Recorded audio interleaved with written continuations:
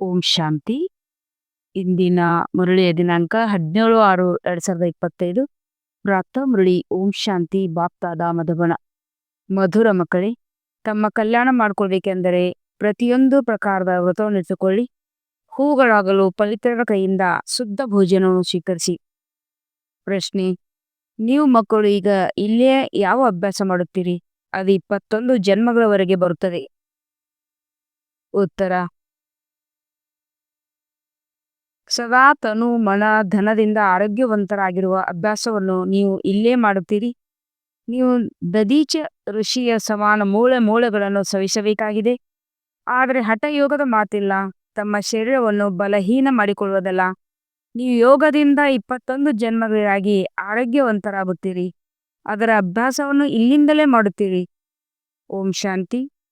College ಅಥವಾ ವಿಶ್ವವಿದ್ಯಾಲಯದಲ್ಲಿ ಶಿಕ್ಷಕರು ಸಹ ವಿದ್ಯಾರ್ಥಿಗಳ ಕಡೆ ನೋಡುತ್ತಾರೆ. ಗುಲಾಬಿ ಹೂಗಳು ಎಲ್ಲಿದ್ದಾರೆ? ಮುಂದೆ ಯಾರು ಕುಳಿತಿದ್ದಾರೆ? ಹಾಗೆ ಇದು ಸಹ ಹೂದೋಟವಾಗಿದೆ.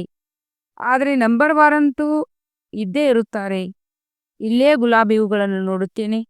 ಪಕ್ಕದಲ್ಲೇ ರತ್ನ ಜ್ಯೋತಿ ಹೂಗಳನ್ನು ನೋಡುತ್ತೇನೆ. ಇನ್ನೂ ಕೆಲವರು ಎಕ್ಕದ ಹೂವಿನಂತಿರುವವರನ್ನು ನೋಡುತ್ತೇನೆ. ಹೂದೋಟದ ಮಾಲೀಕರು ನೋಡಬೇಕಾಗುತ್ತದೆ ಅಲ್ಲವೇ?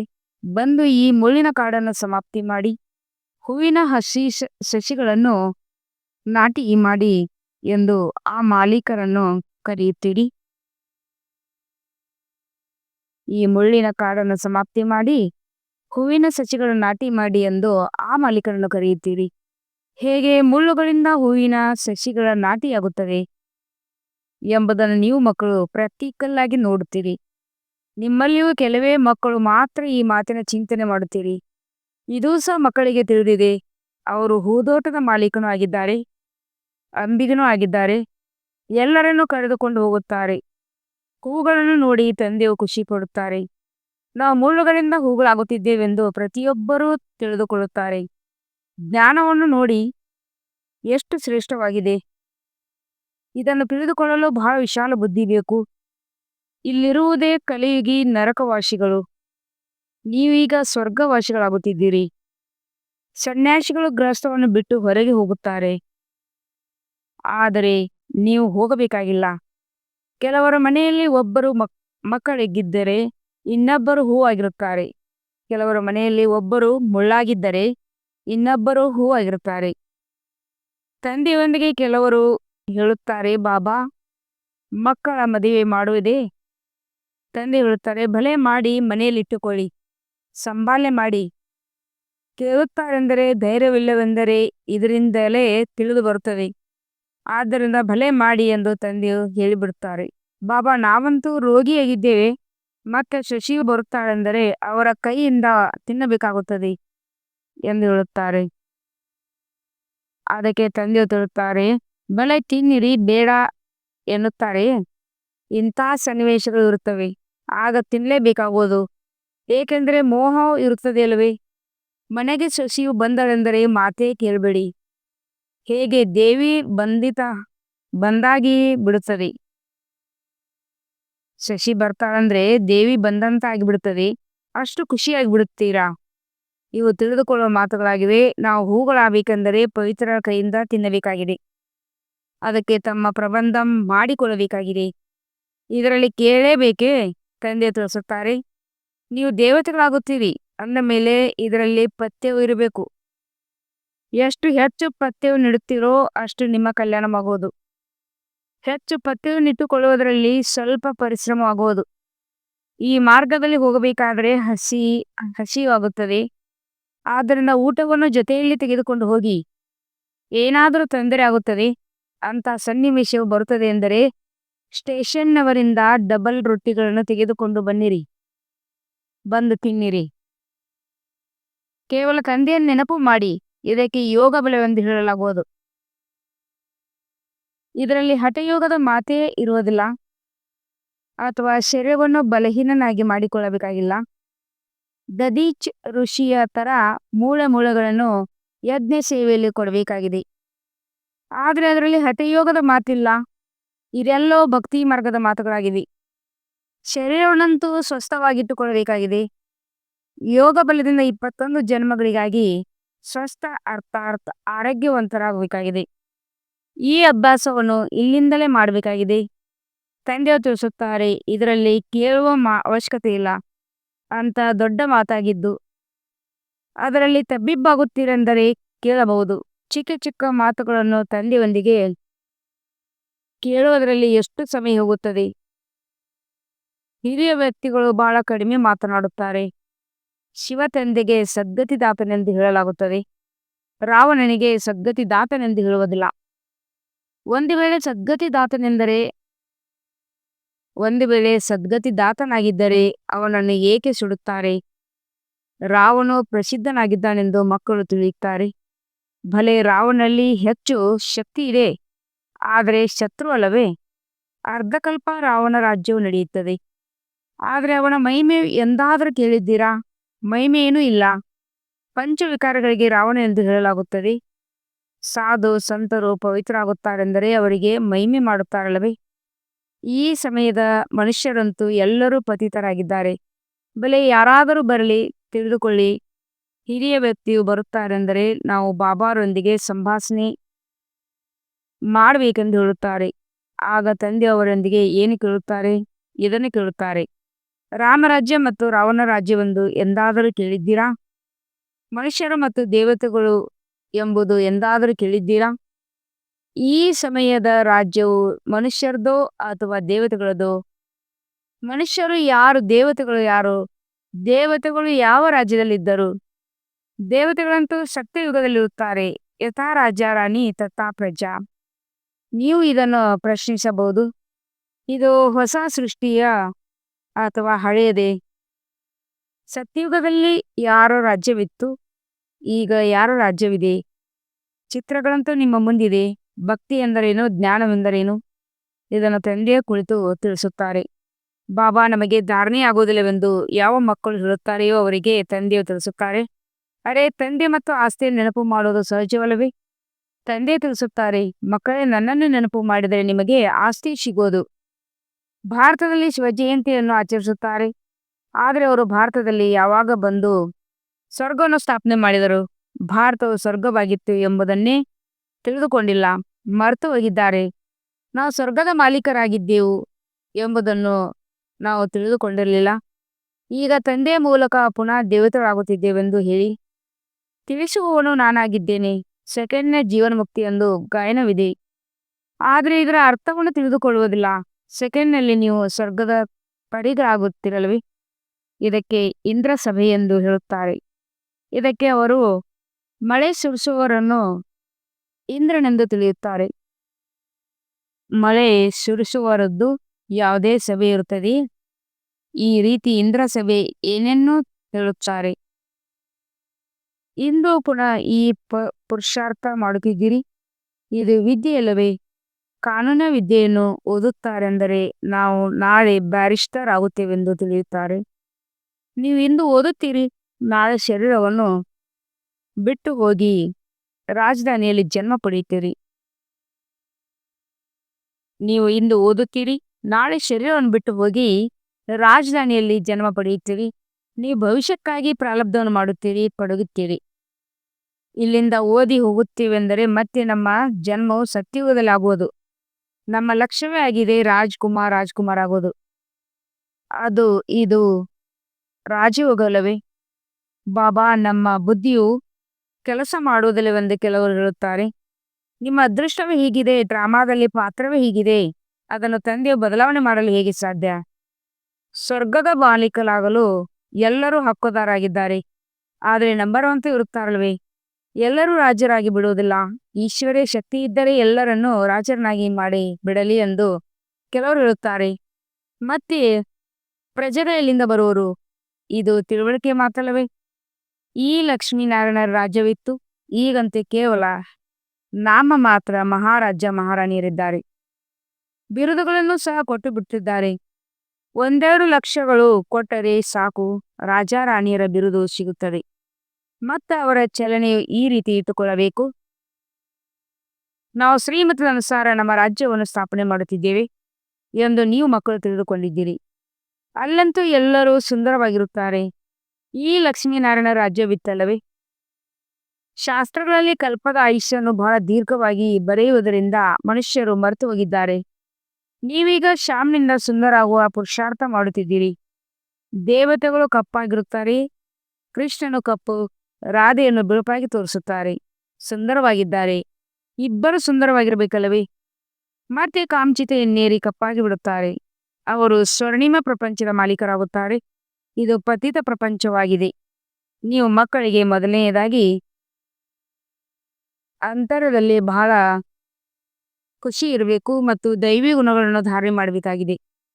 ಬಾಬಾ, ಬೀಡಿ ಸೇಲುವ ಚಟವು ಬಿಟ್ಟು ಹೋಗುತ್ತಿಲ್ಲ ಎಂದು ಕೆಲವರು ತಂದೆ ಹೇಳುತ್ತಾರೆ. ಅದಕ್ಕೆ ತಂದೆ ಹೇಳುತ್ತಾರೆ, ಒಳ್ಳೆಯದು, ಚೆನ್ನಾಗಿ ಸೇದ್ರಿ.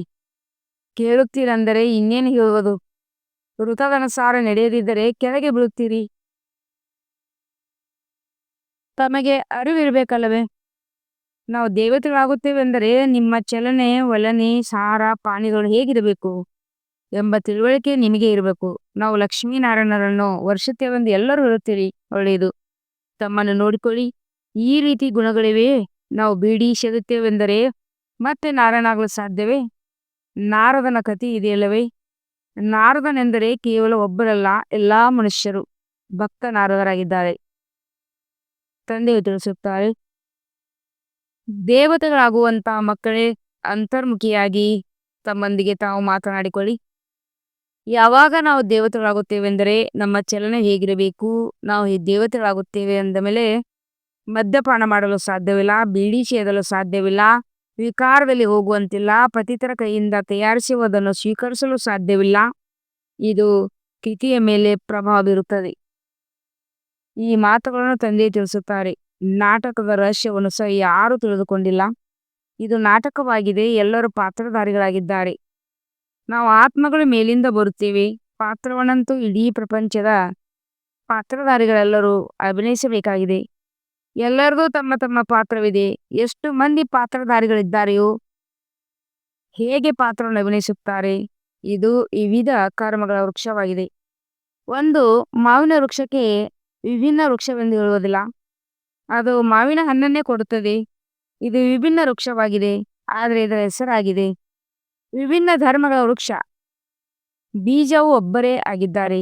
ಮನುಷ್ಯರು ವೈವಿಧ್ಯತೆ ನೋಡಿ ಎಷ್ಟೊಂದಿದೆ. ಒಬ್ಬೊಬ್ಬರು ಒಂದೊಂದು ತರ ಇದ್ದಾರೆ.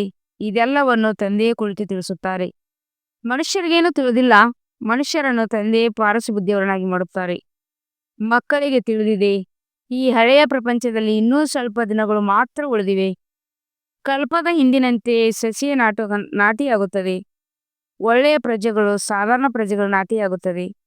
ಇಲ್ಲೇ ರಾಜಧಾನಿ ಸ್ಥಾಪನೆಯಾಗುತ್ತಿದೆ. ಮಕ್ಕಳು ಪ್ರತಿಯೊಂದು ಮಾತಿನಲ್ಲಿ ಬುದ್ಧಿಯನ್ನು ಉಪಯೋಗಿಸಲೇಬೇಕಾಗಿದೆ. ಮುರಳಿ ಕೇಳಿದರೆ ಕೇಳಿದೆವು, ಬಿಟ್ಟರೆ ಬಿಟ್ಟೆವು ಎಂದಲ್ಲ. ಮುರಳಿ ಕೇಳಿದೆವು, ಬಿಟ್ಟರೆ ಬಿಟ್ಟಿವೆಂದಲ್ಲ. ಇಲ್ಲಿ ಕುಳಿತಿದ್ದರೂ ಬುದ್ಧಿಯು ಹೊರಗಡೆ ಅಲೆದಾಡುತ್ತಿರುತ್ತದೆ. ಇಂಥವರು ಇದ್ದಾರೆ. ಕೆಲವರು ಸಮ್ಮುಖದಲ್ಲಿ ಮುರಳಿಯನ್ನು ಕೇಳುತ್ತಾ ಬಹಳ ಗದ್ಗತಿಯ ತರವಾಗುತ್ತಾರೆ. ಮುರಳಿಗಾಗಿ ಓಡಿ ಬರುತ್ತಾರೆ. ಭಗವಂತನೇ ಓದಿಸುತ್ತಾರೆ ಅಂದ ಮೇಲೆ ಇಂಥ ವಿದ್ಯೆಯನ್ನು ಬಿಡುವುದೇ? ಅಂತಹ ಸನ್ನಿವೇಶದಲ್ಲಿ ಕ್ಯಾಸೆಟ್ನಲ್ಲಿ ಬಹಳ ಚೆನ್ನಾಗಿ ರೆಕಾರ್ಡ್ ಆಗಿರ್ತದೆ. ಆದ್ದರಿಂದಾದರೂ ಕೇಳಬೇಕು. ರೆಕಾರ್ಡ್ ಆಗಿರ್ತತೆ. ರೆಕಾರ್ಡ್ ಆಗಿದ್ದು ಕೇಳಬೇಕು. ಸಾಹುಕಾರರು ಖರೀದಿ ಮಾಡುತ್ತೀರೆಂದರೆ ಅದರಿಂದ ಬಡವರು ಸಹ ಕೇಳುತ್ತಾರೆ. ಇದರಿಂದ ಅನೇಕರ ಕಲ್ಯಾಣವಾಗುವುದು. ಬಡ ಮಕ್ಕಳೇ ತಮ್ಮ ಭಾಗ್ಯವನ್ನು ಬಹಳ ಚೆನ್ನಾಗಿ ರೂಪಿಸಿಕೊಳ್ಳುತ್ತಾರೆ. ತಂದೆಯು ಮಕ್ಕಳಿಗಾಗಿ ಮನೆಗಳನ್ನು ಕಟ್ಟಿಸುತ್ತಾರೆ. ಬಡವರು 2 ರೂಪಾಯಿಗಳನ್ನಾದರೂ ತಂದೆಗೆ ಕಳಿಸುತ್ತಾರೆ. ಬಾಬಾ, ಇದರಿಂದ ಒಂದು ಇಟ್ಟಿಗೆಯನ್ನಾದರೂ ಬಾಬಾನ ಮನೆಗೆ ಉಪಯೋಗಿಸಿಕೊಳ್ಳಿ. ಈ 1 ರೂಪಾಯಿಯನ್ನು ಯಜ್ಞದಲ್ಲಿ ಹಾಕಿ ಎಂದು ಹೇಳುತ್ತಾರೆ. ಇದನ್ನು ಕೆಲವರಂತೂ ಗುಂಡಿಯನ್ನು ತುಂಬಿಸುವವರೂ ಇರುತ್ತಾರಲ್ಲವೇ? ಮನುಷ್ಯರು ಆಸ್ಪತ್ರೆಯನ್ನು ಕಟ್ಟಿಸುತ್ತಾರೆಂದರೆ ಎಷ್ಟೊಂದು ಖರ್ಚಾಗುತ್ತದೆ. ಸಾಹುಕಾರರು ಸರ್ಕಾರಕ್ಕೆ ಬಹಳ ಸಹಯೋಗ ನೀಡುತ್ತಾರೆ. ಅದಕ್ಕೆ ಪ್ರತಿಯಾಗಿ ಏನು ಸಿಗುತ್ತದೆ? ಅಲ್ಪಕಾಲದ ಸುಖ. ಇಲ್ಲಿ ನೀವು ಏನೆಲ್ಲವನ್ನು ಮಾಡುತ್ತೀರೋ ಅದಕ್ಕೆ ಪ್ರತಿಯಾಗಿ 21 ಜನ್ಮಗಳಿಗಾಗಿ ಸಿಗುತ್ತದೆ ಅಲ್ವೇ? ಈ ಬ್ರಹ್ಮರವರು ಎಲ್ಲವನ್ನೂ ಅರ್ಪಣೆ ಮಾಡಿದರು. ವಿಶ್ವದ ಮೊದಲನೆಯ ಮಾಲೀಕರಾದರು. 21 ಜನ್ಮಗಳಿಗಾಗಿ ಇಂಥ ವ್ಯಾಪಾರವನ್ನು ಯಾರು ಕಾಣೆ ಮಾಡುವುದಿಲ್ಲ. ಆದ್ದರಿಂದಲೇ ತಂದೆಗೆ ಭೋಲಾನಾಥನೆಂದು ಹೇಳುತ್ತಾರಲ್ಲವೇ? ಇದು ಈಗಿನದೇ ಮಾತಾಗಿದೆ. ತಂದೆಯು ಎಷ್ಟು ಭೋಲಾ ಭಂಡಾರಿಯಾಗಿದ್ದಾರೆ, ಎಷ್ಟು ಪ್ರಾಪ್ತಿ ಮಾಡಿಕೊಳ್ಬೇಕು. ಇದು ಈಗಿನದೇ ಮಾತಾಗಿದೆ. ತಂದೆಯು ಎಷ್ಟು ಭೋಲಾ ಭಂಡಾರಿಯಾಗಿದ್ದಾರೆ, ಎಷ್ಟು ಪ್ರಾಪ್ತಿ ಮಾಡ್ಕೊಳ್ಬೇಕು ಅಷ್ಟು ಈಗಲೇ ಮಾಡಿಕೊಳ್ಳಿ ಎಂದು ಹೇಳುತ್ತಾರೆ. ಎಷ್ಟೊಂದು ಮಂದಿ ಬಡ ಮಕ್ಕಳಿದ್ದಾರೆ. ಕೆಲವರು ಬಟ್ಟೆಯನ್ನು ಹೊಲಿದು ಹೊಟ್ಟೆ ತುಂಬಿಸಿಕೊಳ್ಳುತ್ತಾರೆ. ತಂದೆಗೆ ಗೊತ್ತಿದೆ ಇಂತಿಂಥವರು ಬಹಳ ಶ್ರೇಷ್ಠ ಪದವಿಯನ್ನೇ ಪಡೆಯುತ್ತಾರೆ. ಸುಧಾಮನ ಉದಾಹರಣೆಯದೇ ಅಲ್ಲವೇ? ಇಡೀ ಅವಲಕ್ಕಿಗೆ ಬದಲು 21 ಜನ್ಮಗಳಾಗಿ ಮಹಲ ಸಿಗುತ್ತದೆ. ಇವೆಲ್ಲ ಮಾತುಗಳನ್ನು ನೀವು ನಂಬರ್ ವಾರ್ ಪುರುಷಾರ್ಥದ ಅನುಸಾರ ಅರಿತುಕೊಂಡಿದ್ದೀರಿ. ತಂದೆಯು ತಿಳಿಸುತ್ತಾರೆ, ಭೋಲಾನಾಥನೂ ಆಗಿದ್ದೇನೆ. ಈ ದಾದಾರವರು ಭೋಲಾನಾಥನಲ್ಲ. ಇವರು ಹೇಳುತ್ತಾರೆ ಶಿವ ತಂದೆಯು ಭೋಲಾನಾಥನಾಗಿದ್ದಾರೆ. ಆದ್ದರಿಂದ ಅವರಿಗೆ ಸೌದಾಗರ್, ರತ್ನಾಗರ್, ಜಾದೂಗಾರ್ ಎಂದು ಕರೆಯಲಾಗುತ್ತದೆ. ನೀವು ವಿಶ್ವದ ಮಾಲೀಕರಾಗುತ್ತೀರಿ. ಇಲ್ಲಿ ಭಾರತವೇ ಕಂಗಾಲಾಗಿದೆ. ಪ್ರಜೆಗಳು ಸಾಹುಕಾರಾಗಿದ್ದಾರೆ. ಸರ್ಕಾರವು ದಿನವಾಗಿಬಿಟ್ಟಿದೆ. ನಿಮಗೆ ತಿಳಿದಿದೆ ಭಾರತ ಒಂದಾನೊಂದು ಕಾಲದಲ್ಲಿ ಎಷ್ಟು ಶ್ರೇಷ್ಠವಾಗಿತ್ತು, ಸ್ವರ್ಗವಾಗಿತ್ತು. ಅದರ ಸಾಕ್ಷಾತ್ಕಾರಗಳು ಇವೆ. ಸೋಮನಾಥ್ ಮಂದಿರವು ಎಷ್ಟೊಂದು ವಜ್ರ ರತ್ನಗಳಿಂದ ಶೃಂಗರಿತವಾಗಿತ್ತು. ಅದನ್ನು ಒಂಟಿಗಳ ಮೇಲೆ ತುಂಬಿಸಿಕೊಂಡು ತೆಗೆದುಕೊಂಡು ಹೋದರು. ಮಕ್ಕಳು ತಿಳಿದುಕೊಂಡಿದ್ದೀರಿ. ಈಗ ಪ್ರಪಂಚವು ಅವಶ್ಯವಾಗಿ ಬದಲಾಗಿದೆ. ಅದಕ್ಕಾಗಿ ನೀವು ತಯಾರು ಮಾಡಿಕೊಳ್ತಿದ್ದೀರಿ. ಯಾರು ಮಾಡುವರು ಅವರು ಪಡೆಯುವರು. ಮಾಯವು ಹೋರಾಟವು ಬಹಳಷ್ಟಾಗುತ್ತದೆ. ನೀವು ಈಶ್ವರನ ಶಿಷ್ಯರಾಗಿದ್ದೀರಿ. ಉಳಿದೆಲ್ಲರೂ ರಾವಣನ ಶಿಷ್ಯರಾಗಿದ್ದಾರೆ. ಶಿವ ತಂದೆಯು ನಿಮಗೆ ಆಸ್ತಿಯನ್ನು ಕೊಡುತ್ತಾರೆ. ತಂದೆವಿನ ಮತ್ಯಾವುದೇ ಮಾತು ನಿಮ್ಮ ಬುದ್ಧಿಯಲ್ಲಿ ಬರಬಾರದು. ಒಳ್ಳೆಯದು. ಮಧುರಾತಿ ಮಧುರ ಅಗಲಿ ಹೋಗಿ ಮರಳಿ ಸಿಕ್ಕಿರುವಂಥ ಮಕ್ಕಳಿಗೆ ಮಾತ್ಪಿತಾ ಬಾಪ್ತಾದರ ನೆನಪು, ಪ್ರೀತಿ ಹಾಗೂ ನಮಸ್ತೆ. ಆತ್ಮೀಯ ಮಕ್ಕಳಿಗೆ ಆತ್ಮೀಯ ತಂದೆಯ ನಮಸ್ತೆ. हम रूहानी बच्चों की रूहानी बाप दादा को याद सार और गुड मॉर्निंग और नमस्ते नमस्ते नमस्ते. ಶುಕ್ರಿಯಾ ಬಾಬಾ, ಶುಕ್ರಿಯಾ. ವಹಾ ಬಾಬಾ ವಹಾ. ಧಾರಣೆಗಾಗಿ ಮುಖ್ಯ ಸಾರ. 1ನೇ ಪಾಯಿಂಟು, ಅಂತರ್ಮುಖಿಯಾಗಿ ತಮ್ಮೊಂದಿಗೆ ತಾವು ಮಾತನಾಡಿಕೊಳ್ಳಿ. ನಾವು ದೇವತೆಗಳಾಗುತ್ತಿದ್ದೇವೆ ಅಂದ ಮೇಲೆ ನಮ್ಮ ಚಲನೆಯು ಹೇಗಿದೆ? ಅಶುದ್ಧ ಆಹಾರ ಪಾನೀಯಗಳಂತೂ ಇಲ್ಲವೇ? 2ನೇ ಪಾಯಿಂಟು, ತಮ್ಮ ಭವಿಷ್ಯವನ್ನು 21 ಜನ್ಮಗಳಿಗಾಗಿ ಶ್ರೇಷ್ಠ ಮಾಡಿಕೊಳ್ಳಬೇಕೆಂದರೆ ಸುಧಾಮನ ಥರ ಏನೆಲ್ಲವೂ ಇದೆಯೋ ಅದನ್ನು ಭೋಲಾನಾಥ್ ತಂದೆಗೆ ಅರ್ಪಣೆ ಮಾಡಿರಿ. ವಿದ್ಯಾಭ್ಯಾಸಕ್ಕಾಗಿ ಯಾವುದೇ ನೆಪ ಹೇಳಬಾರದು. ವರದಾನ: ಆದಿ ಮತ್ತು ಅನಾದಿ ಸ್ವರೂಪದ ಸ್ಮೃತಿಯ ಮುಖಾಂತರ ತಮ್ಮ ಮೂಲ ಸ್ವಧರ್ಮವನ್ನು ತಮ್ಮದಾಗಿಟ್ಟಿಕೊಳ್ಳುವಂಥ ಪವಿತ್ರ ಮತ್ತು ಯೋಗಿ ಭವ. ವಿವರಣೆಯಾಗಿದೆ. ಬ್ರಾಹ್ಮಣರ ಮೂಲ ಸ್ವಧರ್ಮ ಪವಿತ್ರತೆಯಾಗಿದೆ. ಪವಿತ್ರತೆ ಪರಧರ್ಮವಾಗಿದೆ. ಯಾವ ಪವಿತ್ರತೆಯನ್ನು ತಮ್ಮದಾಗಿಸಿಕೊಳ್ಳಲು ಮನುಷ್ಯರು ಬಹಳ ಕಷ್ಟ ಎಂದು ತಿಳಿಯುತ್ತಾರೆ, ಅದು ನೀವು ಮಕ್ಕಳಿಗೆ ಅತಿ ಸಹಜವಾಗಿದೆ. ಏಕೆಂದರೆ ಸ್ಮೃತಿ ಬಂತು. ನಮ್ಮ ವಾಸ್ತವಿಕ ಆತ್ಮ ಸ್ವರೂಪ ಸದಾ ಪವಿತ್ರವಾಗಿದೆ. ಅನಾದಿ ಸ್ವರೂಪ ಪವಿತ್ರ ಆತ್ಮವಾಗಿದೆ ಮತ್ತು ಆದಿ ಸ್ವರೂಪ ಪವಿತ್ರ ದೇವತಾ ಆಗಿದೆ. ಈಗಿನ ಅಂತಿಮ ಜನ್ಮ ಸಹ ಪವಿತ್ರ ಬ್ರಾಹ್ಮಣ ಜೀವನದ ವ್ಯಕ್ತಿತ್ವವಾಗಿದೆ. ಯಾರು ಪವಿತ್ರವಾಗಿದ್ದಾರೆ ಅವರೇ ಯೋಗಿಯಾಗಿದ್ದಾರೆ. ಸ್ಲೋಗನ್: ಸಹಜ ಯೋಗಿ ಎಂದು ಹೇಳಿ, ಬೇಜವಾಬ್ದಾರಿತನವನ್ನು ತರಬೇಡಿ, ಶಕ್ತಿ ರೂಪವಾಗಿ. ಸಹಜ ಯೋಗಿ ಎಂದು ಹೇಳಿ ಬೇಜವಾಬ್ದಾರಿತನವನ್ನು ತರಬೇಡಿ, ಶಕ್ತಿ ರೂಪವಾಗಿ. ಅಗತ್ಯ ಸೂಚನೆಗಳು: ಆತ್ಮಿಕ ಸ್ಥಿತಿಯಲ್ಲಿರುವಂಥ ಅಭ್ಯಾಸ ಮಾಡಿ, ಅಂತರ್ಮುಖಿಯಾಗಿರಿ. ಹೇಳಲಾಗುತ್ತದೆ, ಅಂತರ್ಮುಖಿ ಸದಾ ಸುಖಿ. ಅವರಿಗೆ ಹೊರಗಿನ ಯಾವುದೇ ಆಕರ್ಷಿತರಾಗಿ ಮಾಡುವುದಿಲ್ಲ. ಎಂದೂ ಮನ್ಮತ ಪರಮತ ಆಕರ್ಷಣೆ ಮಾಡುವುದಿಲ್ಲ. ಅಂತರ್ಮುಖಿ ಸದಾ ಸುಖಿಯಾಗಿರುವರು. ಸುಖದಾತನ ಮಕ್ಕಳು ಮಾಸ್ಟರ್ ಸುಖದಾತ ಆಗಿರುತ್ತಾರೆ. ಬಹಾರ್ ಮುಖತೆಯಿಂದ ಮುಕ್ತರಾಗುತ್ತಾರೆ. ಓಂ ಶಾಂತಿ.